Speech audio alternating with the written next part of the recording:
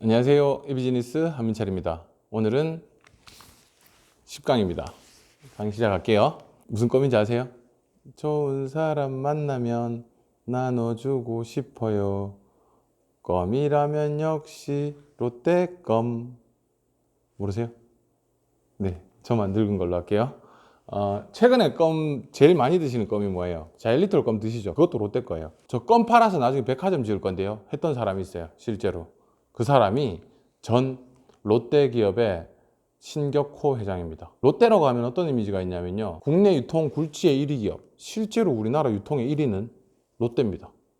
근데 약간 오점이 있죠. 오프라인에서는 1등인데 전체적으로 보기엔 좀 그렇지 라는 말이 있습니다. 데이터로 보시면 이렇죠. 혹시 예상하셨나요? 이베이 코리아, 우리로 치면 지마켓 옥션을 말합니다. 걔네들이 온라인에선 1등이에요. 쿠팡 1등 같겠지만 아니에요. 롯데는 그렇게 큰 규모를 가지고 있으면서도 온라인에서는 4위 정도에 머무르고 있어요. 그런 롯데가 최근 며칠 전에, 한 일주일 안 됐을 거예요, 며칠 전에 롯데온 발표를 합니다. 무슨 말이냐면요, 롯데가 가지고 있는 여러 유통망들이 있어요. 그 중에서 온라인을만 묶어가지고 하나의 통합 사이트를 만들겠다, 통합 서비스를 하겠다, 이런 얘기를 가지고 오죠. 실제로 오픈했어요. 지금 이거 오픈했던 한 화면이고요. 그럼 롯데는 온라인 서비스를 7가지 정도를 한다는데 어떤 게 있는지 한번 볼게요. 롯데백화점, 대구에 다 있습니다. 이것도 롯데백화점도 온라인 몰이 있어요. 그죠? 롯데마트, 칠성점이죠. 롯데마트도 몰이 있어요. 롯데슈퍼라고, 이게 다 대구입니다. 롯데슈퍼에도 몰이 있어요. 롯데프레시라는 서비스를 쓰는데. 그 다음에 롭스라고요. 이거 보신 적 있으세요? 있어요. 대구에 있어요. 이거 화장품 하는 데잖아요. 얘도 온라인 몰이 다 있어요. 하이마트, 롯데인 거 아셨어요? 하이마트도 롯데입니다. 하이마트도 몰이 다 있어요. 롯데 홈쇼핑도 있거든요. 이거 롯데 제과 본사 건물인데 여기가 롯데 홈쇼핑 건물이에요. 여기서 방송을 해요. 롯데 홈쇼핑도 당연히 몰이 있습니다. 그리고 또 하나, 롯데닷컴이 있었거든요. 롯데닷컴을 재편성해가지고 나머지 모든 온라인 몰들을 다 묶어서 롯데닷컴에다가 집어넣어가지고 롯데온을 출범합니다. 그러니까 롯데닷컴이 롯데온이 된 거예요. 자, 여기까지 보시면서 무슨 생각이 들었어요? 한 요거 2가지 정도는 생각이 들었었어요. 이게 다 롯데 거였어? 그럼 하나 더 가만 생각해보면, 굳이 저렇게 오프라인이랑 온라인을 각각 모든 서비스마다 다 나눠서 굳이 저렇게 서비스 해야 됐나? 그냥 하나로 묶으면 안 돼? 이미 신세계가 SSG닷컴을 하면서 그런 일을 한번 했었어요. 어쨌든 이제서야 롯데가 통합을 하기 시작합니다. 통합을 해서요, 이제부터 이 서비스를 할게요. 저희는 다릅니다. 남들과 달라요. 라고 해서 이거 3가지 서비스를 하겠다고 말을 합니다. 첫 번째가 맞춤 서비스인데요. 혹시 이 왼쪽 그림이 어딘지 아시는 분? 힌트를 드릴게요. 캘리포니아입니다. 우리로 말하면 그 창업자들의 성지라고 하죠. 실리콘밸리에 있습니다. 이게 회사 건물인데요, 우리가 잘 아는 넷플릭스입니다. 넷플릭스 이제 다들 아시죠? 넷플릭스가 왜 저렇게 오래된 건물이냐면요, 원래 옛날부터 비디오 대여 가게였어요. 비디오 대여하는 회사였는데 어쨌든 커서 넷플릭스가 되게 커졌잖아요. 지금은 우리나라 국민의 꽤 상당수가 넷플릭스를 보거든요. 그런 사람들이 개인 맞춤화 서비스를 받아요. 넷플릭스를 보다 보면 유튜브랑 좀 비슷한데요, 내가 좋아할 만한 장르를 계속해서 추천을 해요. 유튜브랑 비슷해요. 맞춤 서비스를 한다는 거죠. 그럼 롯데가 생뚱맞게 어떻게 맞춤 서비스를 할 수 있느냐? 롯데가 진짜 힘이 좋은 게 어떤 힘이 좋냐면, 우리나라 전체 인구 몇 명? 화면에 있어요. 우리나라 전체 인구는 5천만 명입니다. 그럼 그 중에 L포인트, 그러니까 롯데 포인트를 가진 회원의 수는 여기 있어요. 3,900만 명. 잠깐만, 전체 인구가 5천만 명인데 그 중에 거의 4천만 명 정도가 롯데 포인트를 가지고 있어. 그럼 거의 한 7, 80% 정도 된다는 얘기잖아요. 그렇게 많은 사람이 롯데 포인트를 가지고 있다는 얘기예요. 어떻게든 L 포인트를 가지고 있어요. 그러니 그 포인트를 가지고 샀던 구매 이력이 있을 거고요, 배송 이력이 있을 거고요, 우리가 수업 중에 계속 여러 가지 이야기를 했던 그 정보를 가지고 있을 거예요. 빅데이터를 그동안 롯데가 모아놨던 거죠. 그 빅데이터를 가지고 이제 맞춤화 서비스를 하겠습니다. 그러니까 최저가 말고요, 최적화를 해드릴게요. 여러분들이 원하는 걸 그대로 맞춰서 해드릴게요. 검색창 없애드릴게요. 여러분들이 원하실 만한 건 미리 저희가 추천해드릴게요. 자, 이게 성공할지 안 할지는 누차 말씀드리는 거지만 모르는 일입니다. 얘네들이 마음먹은 이런 서비스를 하겠다 하고 마음먹은 그 마음먹기까지를 우리가 한번 쫓아가 보는 거죠. 그리고 우리는 아이디어를 내보는 거고 생각을 한번 해보는 거예요. 그리고 또 하나 O4O라는 서비스를 하겠다고 말해요. 우리가 O2O는 지지난 시간에 배웠죠. O2O 말고요. O4O 온라인, 포 오프라인.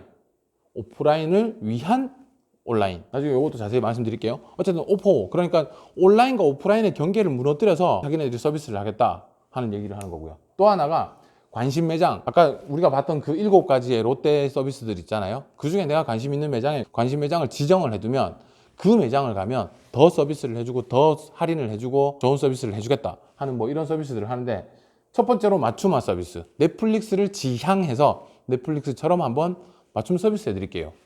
두 번째, 그동안 여러분들 오픈마켓이라는 개념을 아세요? 쉽게 말하면 장터라고 보시면 돼요. 서문시장 있잖아요. 서문시장이라는 큰 시장이 있고요. 그 시장에 누구나 판매자들이 가서 물건을 판매하는 걸 오픈마켓이라고 하거든요. 오픈마켓, 소셜마켓, 대형몰, 뭐 외부몰 뭐 되게 많잖아요. 그건 다른 시간에 한번 자세히 한번 다뤄봐 드릴게요. 그 중에 오픈마켓을 만들겠다는 얘기예요. 백화점은 대형몰 또는 외부몰이라고 해요. 그런 몰이 여러 가지 서비스들을 합쳐서 하나의 롯데온이라는 서비스를 출범을 하는데, 거기다가 그대로 자기네들끼리 하지 않고 외부 사람들, 저희 같은 일반 판매인들을 모집을 해서 물건을 팔겠다는 거죠. 대표적인 얘기가 G마켓, 11번가 옥션 이런 데를 뜻하는 거죠. 그런 것처럼 우리도 오픈마켓 서비스를 해주겠다. 경쟁력 있는 상품과 서비스를 가진 사람이라면 누구나 와라. 상위로 노출시켜줄게. 이런 얘기를 합니다. 그래서 외부 사람들이 자연스럽게 들어와서 전체적인 장을 만들겠다는 얘기예요. 신세계가 일단 한번 했었고요. G마켓, 11번가 이런 애들 했었어요. 그러니까 얘네들도 한번 해보겠다는 거죠. 이게 마지막이에요. 저는 롯데온이 출범할 때 이건 정말 생각 잘했다. 와, 대박. 이런 생각을 했던 부분이 이 부분이었어요. 자, 롯데는 이런 말을 합니다. 누구를 겨냥한 말일까요? 보존받는다? 투자를 해준 주주로부터 돈을 보존받는다. 저 돈 없는데요. 좀 더 갖다 써. 누구를 말하는 걸까요? 쿠팡입니다.